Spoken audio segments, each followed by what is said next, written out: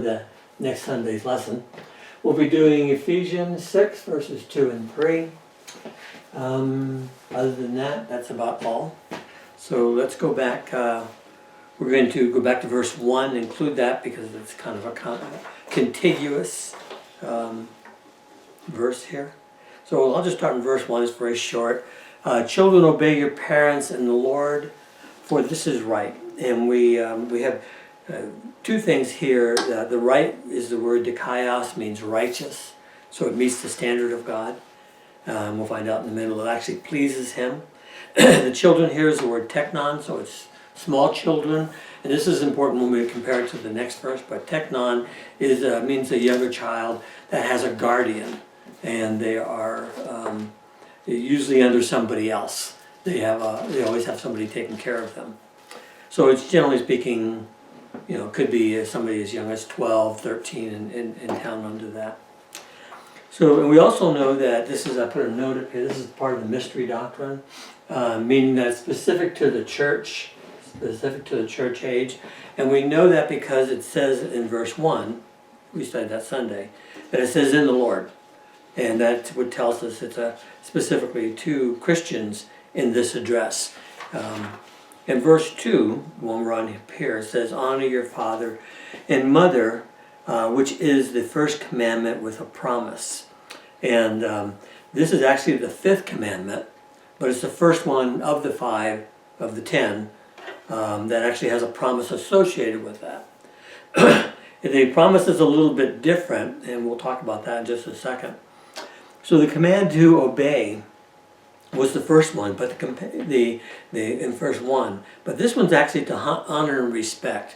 And what this helps us understand that is that a young child can't actually honor and respect.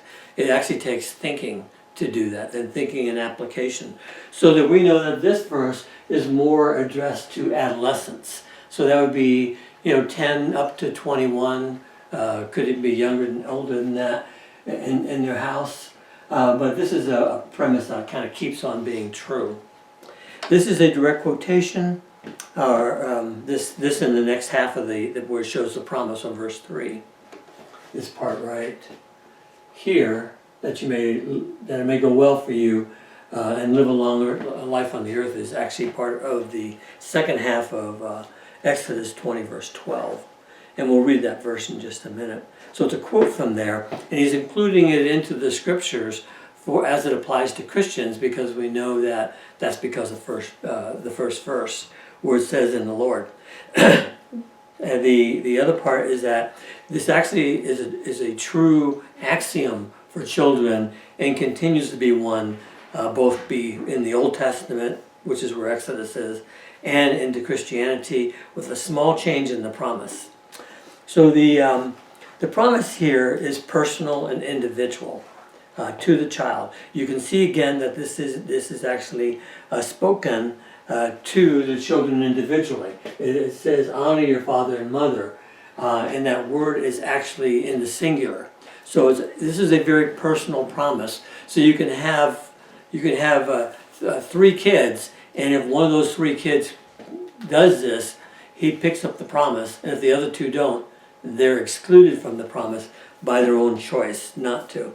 So it's very personal, and it's addressed to the child who obeys it, regardless of their parents. So if the child is an unbeliever, it can actually pick up this promise, even if the parents are both unbelievers or believers. It is irregardless of the parents.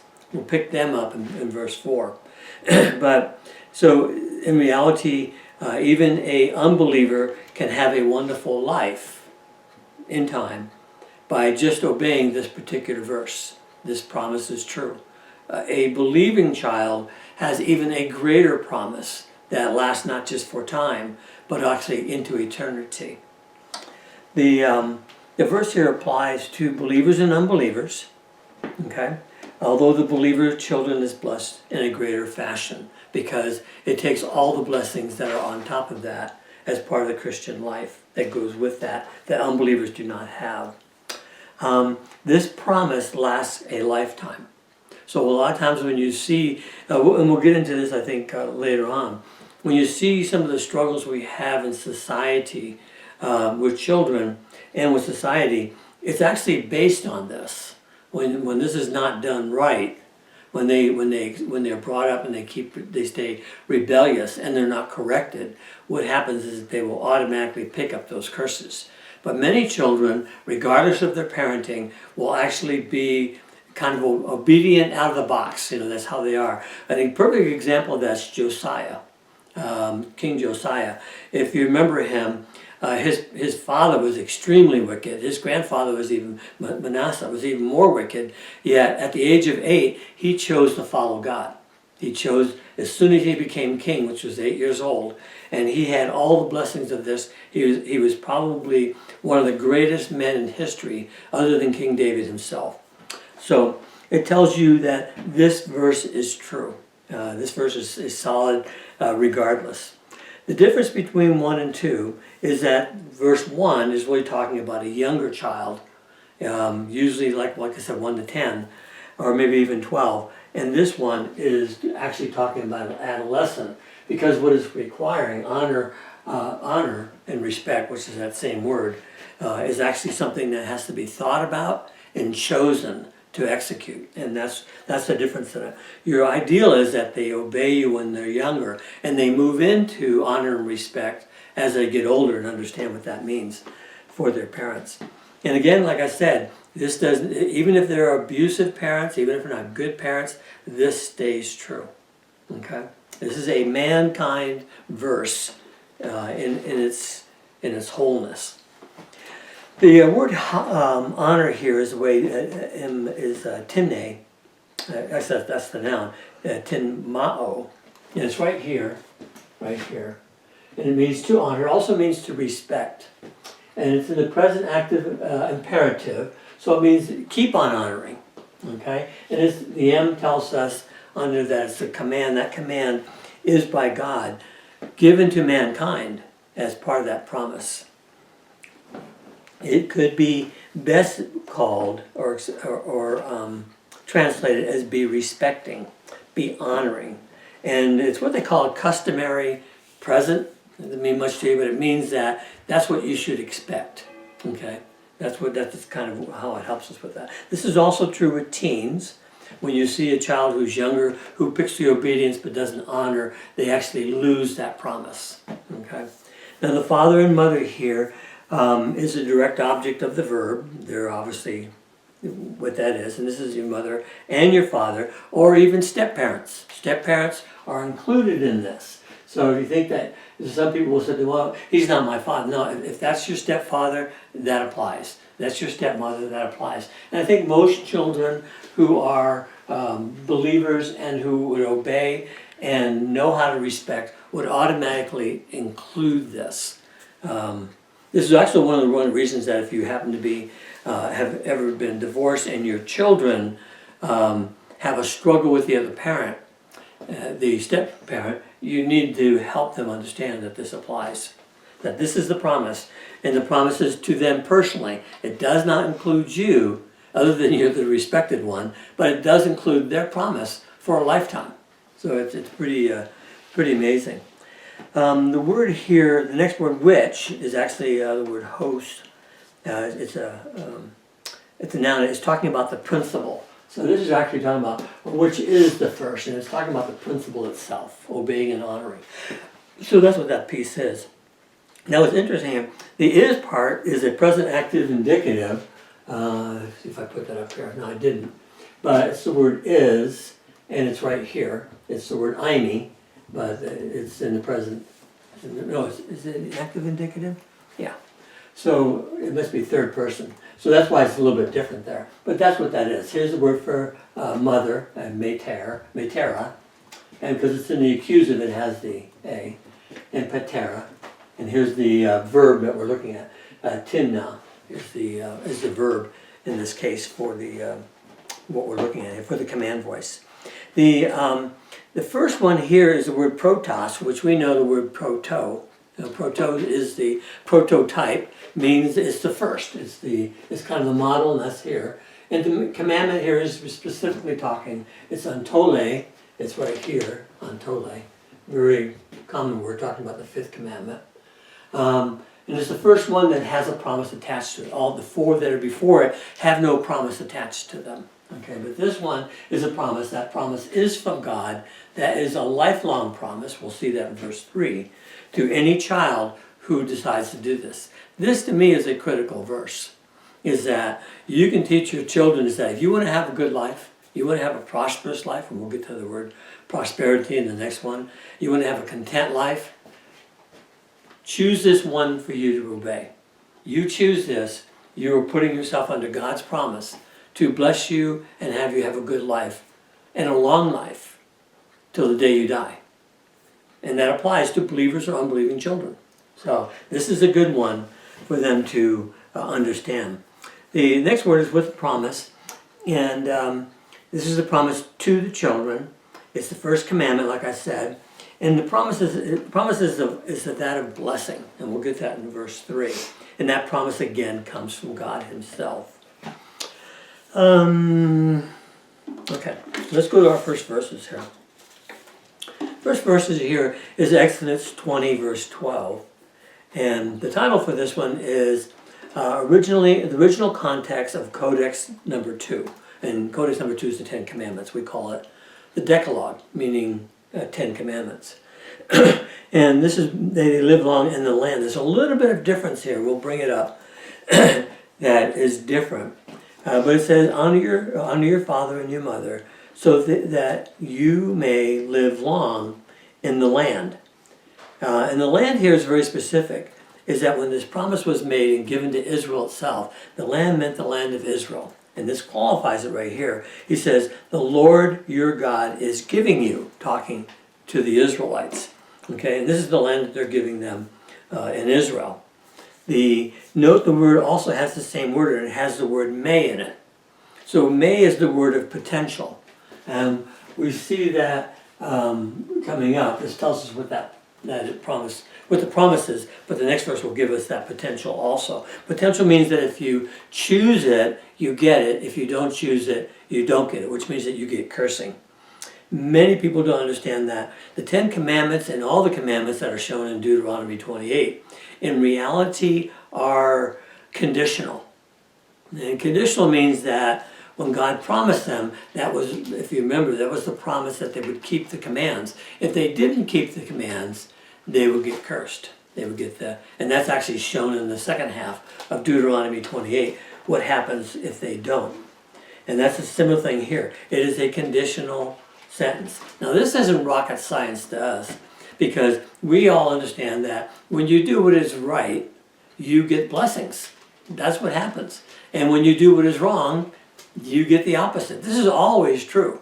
Some of the exceptions to this, even though the Ten Commandments and the stuff in Deuteronomy 28, which is the complete law, is there. For them, whenever they violated that, they usually had problems. They had, in Leviticus 25, I think it's 25, 26, it has a piece in there where it tells what happens when they disobey the laws. Okay, so it's kind of very similar to that. Now, this is my personal favorite. This is kind of my tongue-in-cheek joke. Proverbs 30:17. And I think that this is what all parents should read to their children. Okay? It says, the eye that mocks a father, that scorns an aged mother, will be pecked out by ravens of the valley and will be eaten by vultures. Now, that's what you call a curse. Okay? And what this is a kind of an analogy that the Lord puts in here for this proverb. Notice a proverb too. It's not proverbs mean these are the sayings of wisdom. This is divine discipline. And notice that the mother is aged. So this is what happens with your older children. And to me, again, you want to read this to your children and say, you know something? You want to understand what divine discipline is? This is divine discipline. This is when everything goes wrong and stays wrong. Okay? And it means that you have, what happens, there's actually a parallel for this. Not only does this one withdraw the blessings of God, and therefore you get that cursing because you didn't pick up the promise, is the other side of it is that there's an implication here that by being rebellious and disobedient, there is a natural curse that comes with that. Now, as you get to be an adult, you actually know that to be true. If you're one of those rebellious people and or you have rebellious siblings like I did, my brother was like that, he couldn't get life to go right. In fact, he died at 35.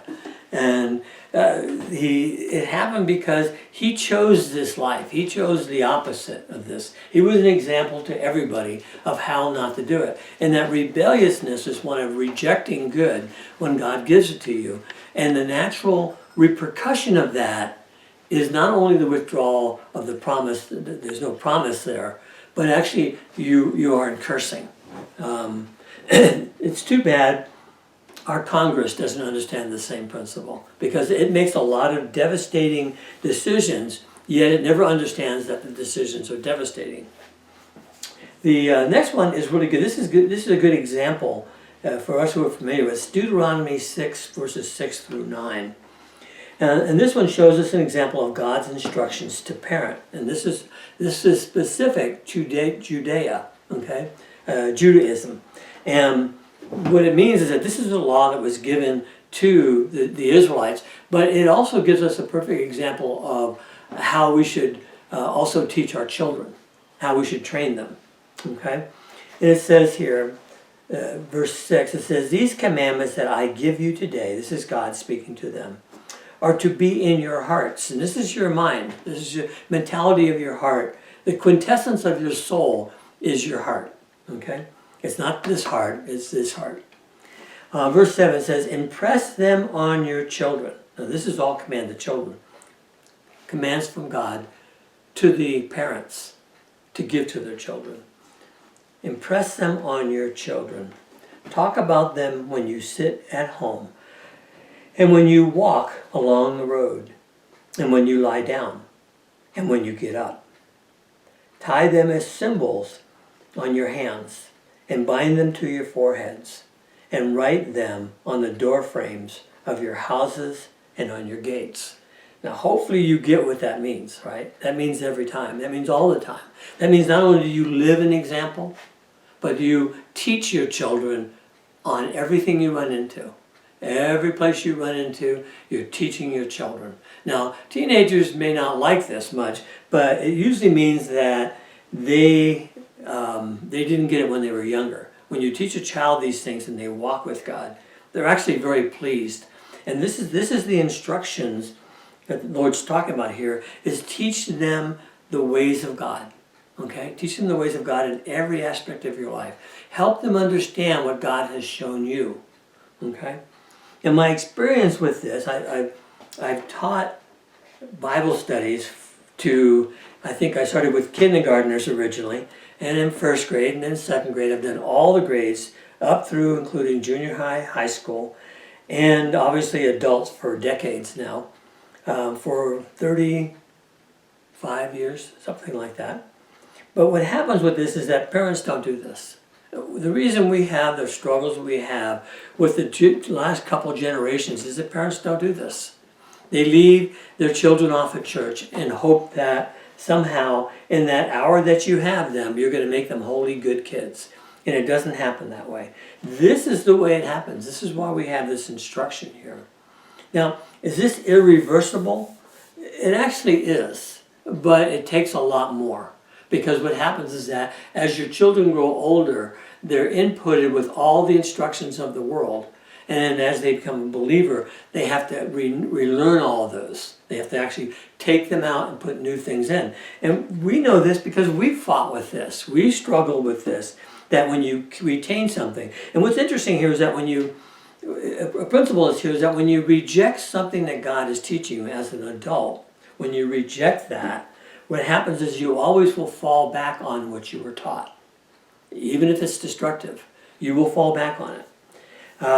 This is how Christians are supposed to live, exactly like this. Is that we as Christians, that this is our way of life. You know, for my wife and I, we talk about this, the ways of God, all the time. I don't think there's many times that we're not talking about it, or we do not see it referred. This is what it's talking about with your children. You teach them about God. You teach them how to discern the disasters of men and compare them with God. A lot of children say, "Why doesn't God intervene?" Well, because that's part of the rules of the angelic conflict. Is that God does not intervene. He actually keeps us and preserves our wisdom. Our volition, so that we can choose what is right. Okay? And you can see that's exactly what we have up here. Children start with choosing what is right, choosing what is godly, and walking into their life to be blessed by God, because they do. And the more that you teach them about God, the more you are helping your child. And when you're not, you're actually hurting them. Okay? And I know this from firsthand with my daughter, where I actually brought her up to be an atheist. I think I taught you up. And then what a disaster that was. Luckily, God showed me He didn't need me, and she was saved anyway. But in reality, this can be easily done in the simplest ways, because it's how God affects you. Okay?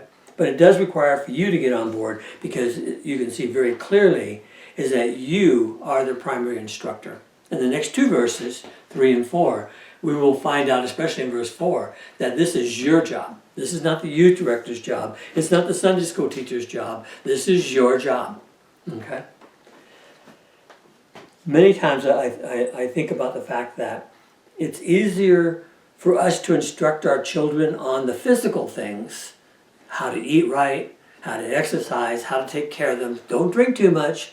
But yet this piece right here, the spiritual instruction, almost not a word. We try to understand why our children struggle. We try to understand why we have the society that we have today. And that's easier to understand when you look at that. The great majority of parents don't teach their children. So you end up with rebellious children. You end up with a degenerate society.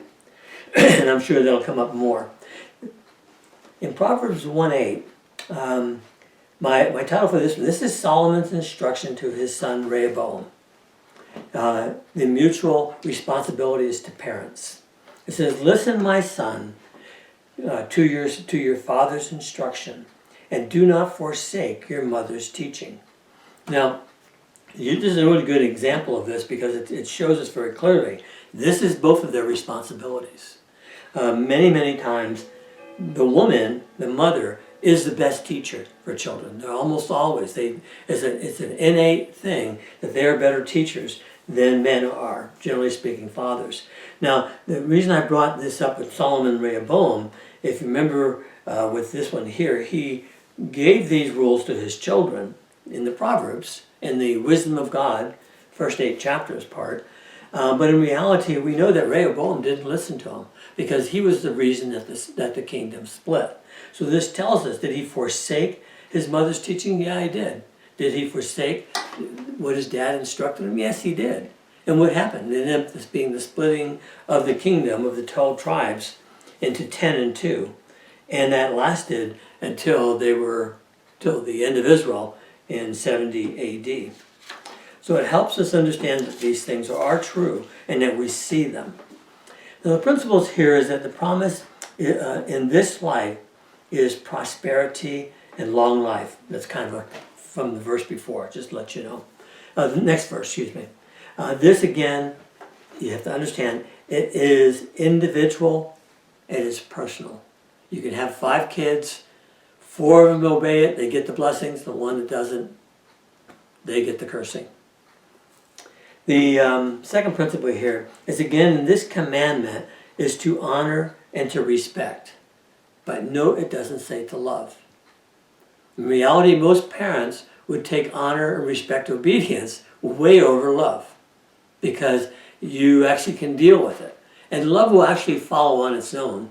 You can't command somebody to love somebody because it's their choice. They have to choose it. Number 3, fathers and mothers are on equal standing relative to their children. Okay, so we have the dynamics from husband and wife, which is different in their standing with respect to, but in this standing of husband and wife as mother and father and children, and I put adolescents down here for this particular verse, that they are on equal standing with them. In reality, they have the same authority. Okay?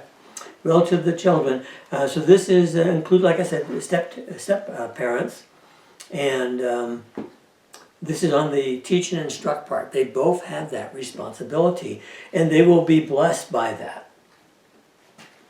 Number 4, again, family is the foundation of all society. We've talked about this before. If you had to look at society, you can tell when it's eroding by looking at the family and the marriage and the children. When you see that eroding, the only natural thing that can happen is that the society goes to degeneration, and if it stays there, ultimately it is destroyed. Absolutely destroyed. That is one of my concerns for this country, is that we are on that very precipice. We're on that edge of that. And it's because of this verse. It's because this didn't happen.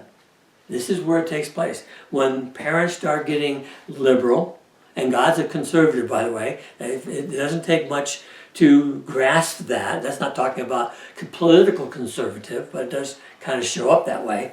But in reality, the things that you read in the Bible are very clearly not that of somebody who's terribly liberal.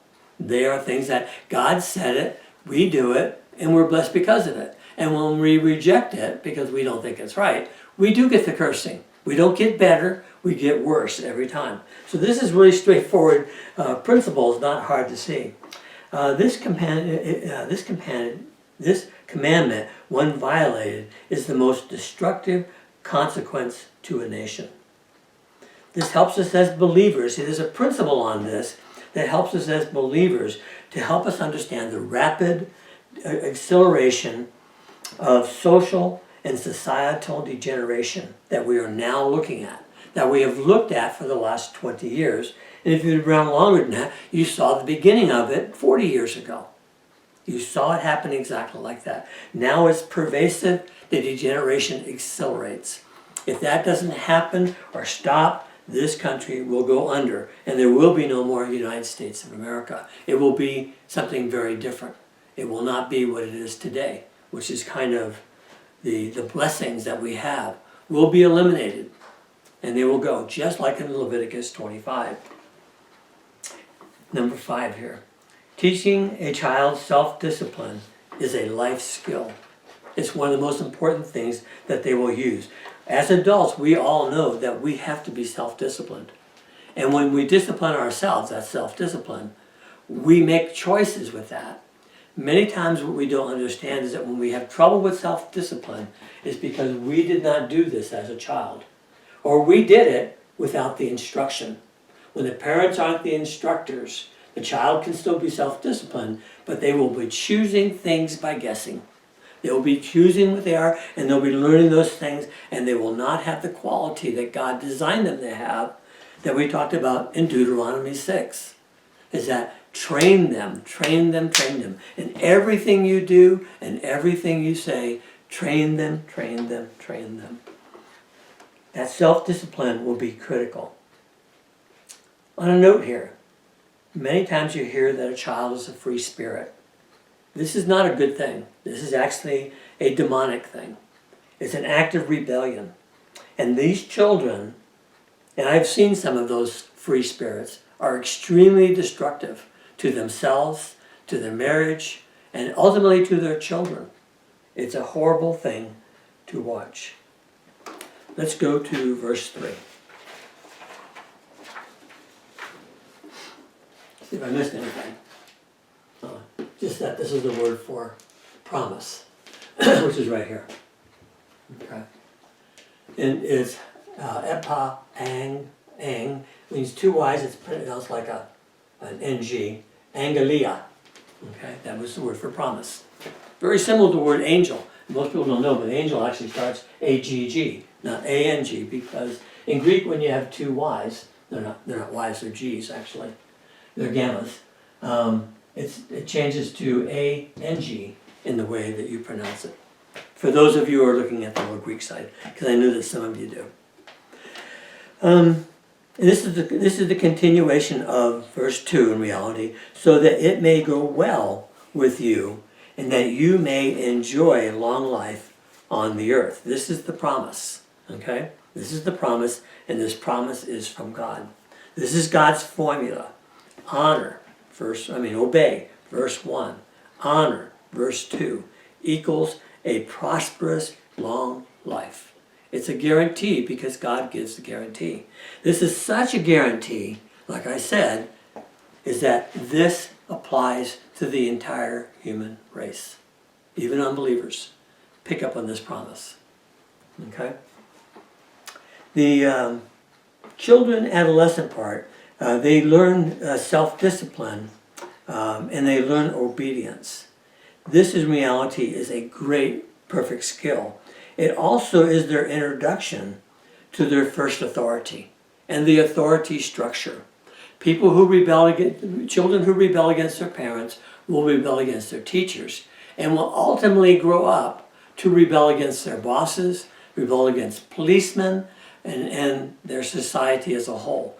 Now there is time that as in this country where we have the right to speak against it, but that never means we get to disobey the law. And that means that we respect the position even if we don't respect the person holding it. I'm not going to go any further than that because we can have a lot of fun and given the time frame before the election. Make this a political commercial.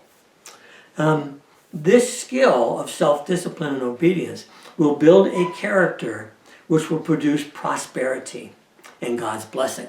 The two are together. When you look at it, and this is really what this is, when you look at the person who builds this, the child who builds this automatically puts him within a structure that God has ordained, called divine establishment. That's what we call it. It means it's the structure of authority for the entire society. We've written some of that down over here so you can look at it. This goes for employees, which we'll get into starting in verse 5. It has to do with your boss. How well you do in your job, how well you do in school, how well you do with policemen, with your interactions with them, with your coach, with your teacher, with your pastor, so on and so forth. These things are these same skills. So they're given by God as a commandment, and they actually go down to everything right here. So they go into all these relationships, but it starts here. If your children don't learn it from you here, it will destroy them in their interactions in the rest of society. Sound familiar? This is not happening. Hasn't happened for probably 2 generations. Good exceptions, of course. There are many Christian parents who do this. But this is what you have here. And what do we have now in our society? All of these things are experiencing really awful stuff. We're more violence than we've had in a very long time. The stuff that's going on with boss, employees, all that stuff. That's happening because of this one, because of this rule. That if they don't learn their first respect for authority, they will reject it, and it will cause them more pain than you as parents can imagine. Children, like I said, who reject this offer, reject the blessings that God would give them, in reality get the curse, because it's a natural curse. Okay? Meaning that people who are rebellious will naturally get the wrong end of the stick. They will actually, it will not go well for them. And that's just a rule that is in society, which we're looking at from kind of outside of it at this point. The Israel quote where it says here, so that it will go well for you and that you may enjoy a long life on the earth, is this word right here. Gay is the word, G-A, and the S just means it's in the accusative, but gay here is word for earth. It's also the word for land. So when this is, hopefully you understand this, when this is quoted in the Septuagint, which is the Old Testament in Greek, Alexandrian Greek, or Hellenistic Greek, this word is translated land, because in reality it means the land of Israel. But when you bring it out here, this same verse, we would interpret this word as earth, because it is addressed in this context to Christians. It's a Christian context. So it tells us that this rule still does apply. So we belong in the land, which is how it is written if you look at the original that we read just a minute ago. We as Christians are citizens of heaven. So what this is telling us is that while we are in phase 2 of life, this is true, okay, for us as a believer. What happens is that as this guarantee here is kind of like the foundation as we move through. And what should happen in God's plan is that you build on it by spiritual maturity, and you take all of this not just in time, but you take it into eternity with the rewards in heaven that are based on that. This is, like I said, a divine establishment principle. It is true for believers and unbelievers. This context is for believers. The first word here is so that is the word hina right here, and it means it introduces us to a purpose. So it tells us that if you do this, the reason you would do this as a child is so that it may go well for you. It's kind of an explanation, kind of cinches it together. Now the word here, may go well, is actually not exactly that word. It's the word ginomai, and we're familiar with that word. It means to become. Also can mean to come, but here it does. It means actually to create. The root word of ginomai means to create. So what it's really telling us that it actually creates that prosperity. Okay? It also tells us that it's in the subjunctive right here. So this is potential. That's just why we see the may here. Okay? And it tells us it may go well for you. What does that mean? It means that it may go well for you if you choose it, but if you don't choose it, that part goes away. You don't get it. Okay? So this is an individual part, and what happens is that when you choose it, you create that. Okay? You create that as part of God's promise, that it may go well for you. And the word for good, well, right here, is actually right, where is it? It's right here. It's the word you. Okay? This is why I tell you an example of euagleon is one of those words. That's the word for Thanksgiving, to be grateful for good things. But that's what that's for, right there. Let me see. So it may go well with you is really what that means there. It means prosperity. The word in this case, the word eu, good, means prosperity. Okay. Again, with you, the word you here is not a plural you, it's a singular you, which means that the promise is individual. It's not talking about blessing a group, it's talking about the person who takes the promise. Okay? Believe it or not, this is a perfect parallel to Christianity, is that the people who choose personally and individually, there is some global blessings, they're called logistical grace that God gives to everybody, but all the real blessings that come from Christianity are individual by those who make the choice. See, God does not change the principle. The principle is true for them as it's true for you. And the problem is that this also is the part that hurts us because you can't make the choice for the child. All you can do is instruct them. You give them that instruction and it is completely up to them whether they choose it or not. You can be the best Christian parents. I'd say walk on water, but it's not a funny joke from a Christian point of view, but you know what I mean. You can be absolutely spiritual. You teach your children that stuff. And most parents do teach children this. But this is a singular acceptance. They have to accept it, just like you have to accept it. Going to church and listening to Bible studies will not help you unless you choose to have them effective in your life. You have to choose them. They have to be yours. When you make them yours, all the blessings take place. All this prosperity specific to this. And it says here, the next word says kai, and it says you may enjoy a long life. And actually, the word you may enjoy, the may is not actually there. It is that you will enjoy. So once you've passed this one, it becomes an equal sign. You will enjoy. Okay? And it's in the future tense, so it means that you will enjoy it in the future. So there actually is no may here. The may he's writing here is actually a reflection of this may. But in reality, if this one is accepted, this one becomes is. Okay? And that question mark goes from question mark to equal signs, is, and there's no may. That makes sense? I love the Word of God because when you look into it, it tells you what's right underneath it. You can kind of sit there and say, it's not a may you enjoy. It's not a question anymore. Once you've accepted this piece, once you've chosen individually, you will get it. Okay? It shall be a long life that you get here. And it's in the middle voice, which tells us that you get to make, you're part of that.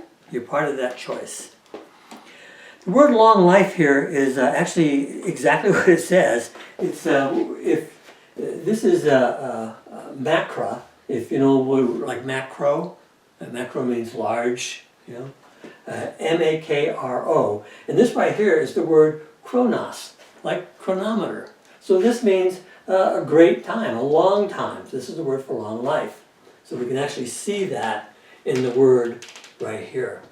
Here's the long life part. Oh, I did put it over here. He's here, yeah. It's not, see, there's no subjunctive here. It's an indicative. And that means a reality. It's not you may, it's that you shall.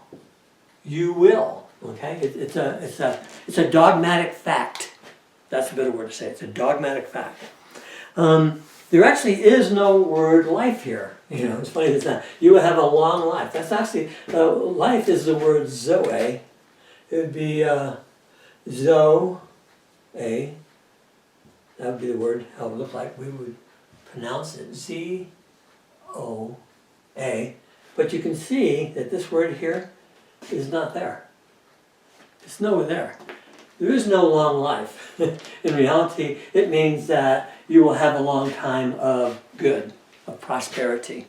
That's really what it's telling us. It's a good changeover to help us understand what it means. But on the earth, and on the earth here is really telling us about phase 2 of life.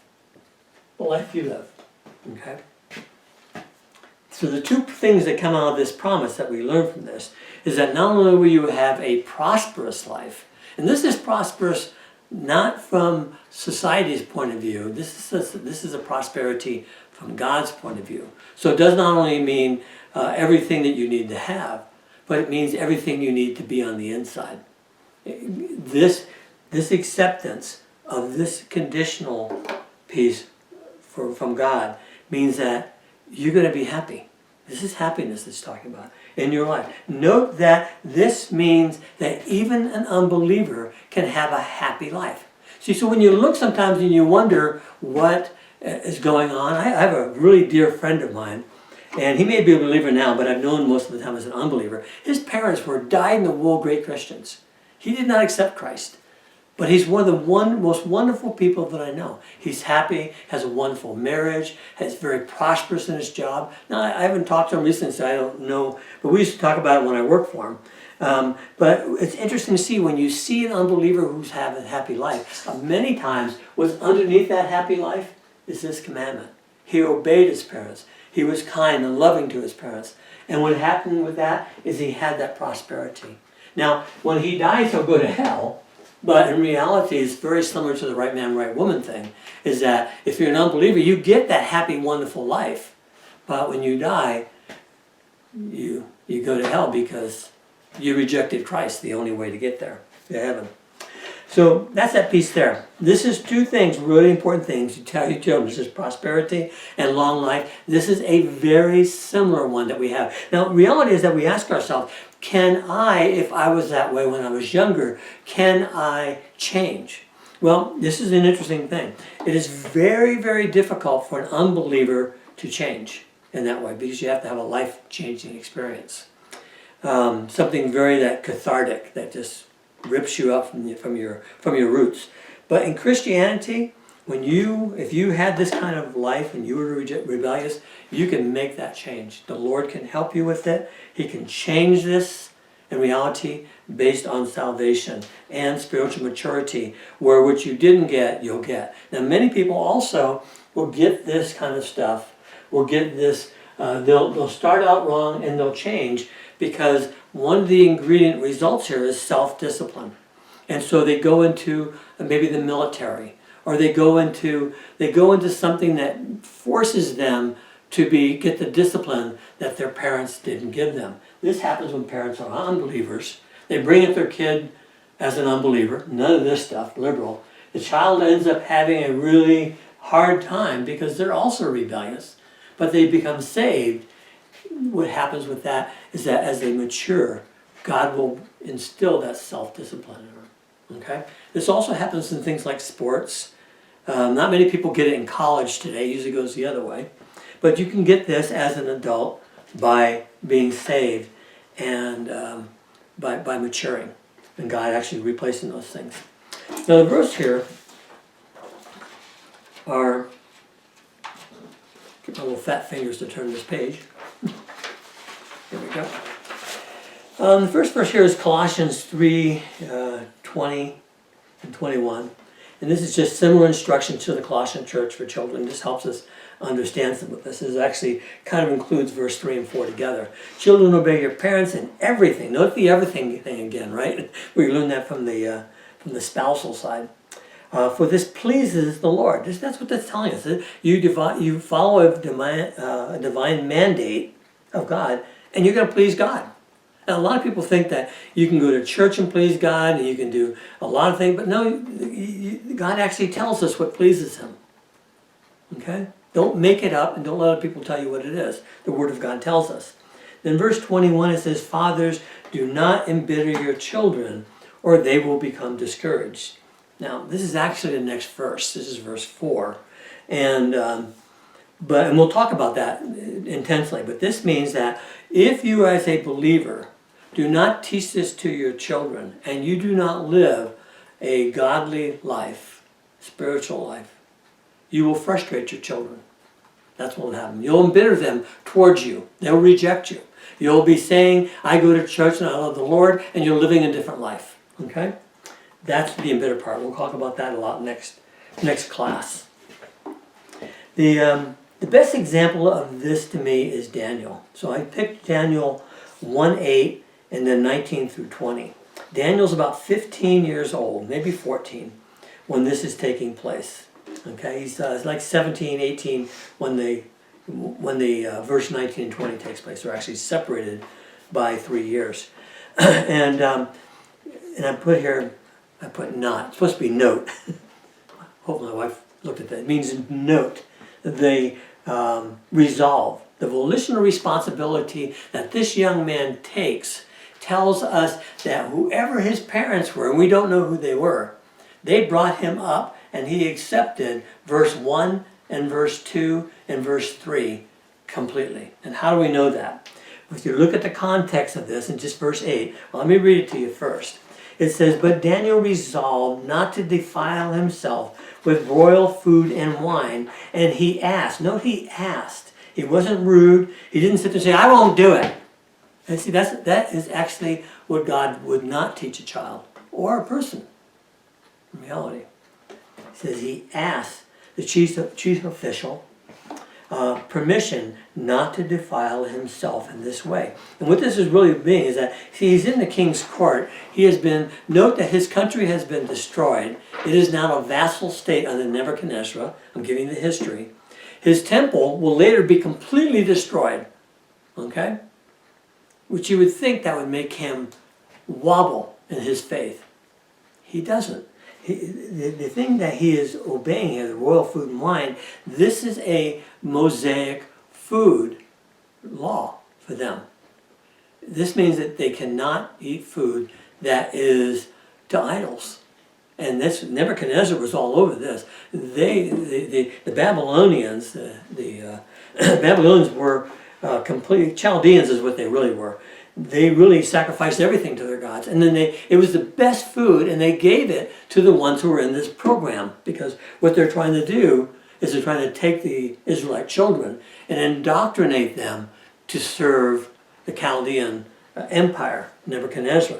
So, but the food that's here is the meat that is always sacrificed to idols. And what he's asking here is that he doesn't want to eat it, and he's going to eat just vegetables and water. And you remember the test, so I won't go through that. This is very respectful, not only in his choosing to abide with God has taught him, even though from a human point of view, people would be sitting there saying, well, how can you trust your God? Your country's overwhelmed. What did it do for them? See, that's what the kind of stuff they actually did back then. Your temple is destroyed. Where's your God now? But that doesn't faze Daniel one tiny bit. 15 years old, he asks, please don't let us do this. I ask your permission. Doesn't tell him. Doesn't whine, he just tells him. Now, this is the result in verse 19 and 20. And this test here is given by King Nebuchadnezzar himself. Okay? So they ate food and vegetables. In reality, they tried it for a week. They even looked better.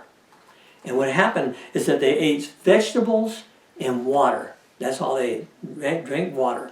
Nothing else. You would think that that would have a bad effect on their body. But what happens is that not only, and it also affects their mind, because you don't get nutritional stuff, you don't think right. But this is the test. He trusted God with something that seemed strange. He's 15 years old. Okay? It's like, I want to meet this kid. First guy I want to talk to. He says, the king talked with them. Remember, there's 4 of them. We'll get it to a second. We'll talk with them and found none equal to Daniel, Hananiah, Mishael, and Azariah. Not Shadrach, Meshach, and Abednego. This right here is actually given their Hebrew names. Shadrach, Meshach, and Abednego was actually their Chaldean names. But this is what he says there. He says, so that they entered the king's service. So this is the test to see if they're qualified. They had people, children, young people this age, from all over the empire. And if you remember the story of this, they actually took 70 of these, who were all princes, of which Daniel was a prince, from Jerusalem. And they brought him over, and they put him through this thing. So they could put him in the State Department. So it says, now what's it, verse 20, this is his assessment of it. In every matter of wisdom and understanding about which the king questioned them, he found them 10 times better than all the magicians, that's the word for scientists back in the old days, and enchanters, these were the persuaders, in his whole kingdom. This is amazing, amazing stuff. The one I want to do is the next one. Is 1 Timothy 4:8. There's another one here, but I'm not going to read it. It says, this helps us understand the contrasting values of physical and spiritual. This is what I alluded to earlier. It says here, for physical training is of some value, but godliness, that's the word eusebia, it means spiritual life. Okay? This is what happens when you walk with God. The spiritual life is godliness. That's what people call it. It's actually the name for spiritual maturity. He says, has value for all things, holding promise for both the present life and the life to come. And why is this important? Because we talk to our children about food, about eating right, not too much sugar, not too much soda pop, whatever those things are. We talk about that. But how much time do we spend with them telling spiritual values? It explains why we're where we're at, right, in our society. So let's go to the summaries here. An example of somebody who was a godly man who taught his children but rejected them was Eli. Remember Eli? He was the high priest. The story is in 1 Samuel 2 and 4. In reality, his sons mocked God, it says in there. And God killed them because of that. They mocked God and God killed them, even though Eli was a holy man. In fact, he was the high priest. The most important things in life are founded on self-discipline. That's an important thing. That's what this is. Respect for authority. These go hand in hand. Jesus shows this perfectly in the example of Luke 2:51 on obedience, which we read last week. When parents, even Christian parents, accept modern humanitarian principles over what is clearly stated in the Word of God, you get what we have today. You get a lawless and degenerate society. This is what Hosea 6:4-6 tells us. And I think you're familiar with that. My people are rejected for lack of knowledge. And that's the Word of God. Do we listen to intellect? Do we listen to human wisdom? Or do we listen to divine wisdom? That from God. Divine wisdom always works. Always. The time chosen by the child becomes, the time, the honor, but it was time because it looks like time. Time, when it's chosen by the child, becomes the foundation of the spiritual maturity later in life. And Daniel and Christ and many others are the perfect example of this. Let's close. Dearest gracious Heavenly Father, Lord, thank you for your great love for us. When we look around us and we see the society in ruins, it is easy for us to see where it comes from. It comes from us. It comes from lack of teaching our children and expecting that. I pray, Lord, that we will change that course. Keep this country a country where Christianity is not only accepted but thrives in the gospel and in spirituality, where we have that choice. I ask these things in Jesus' holy name. Amen.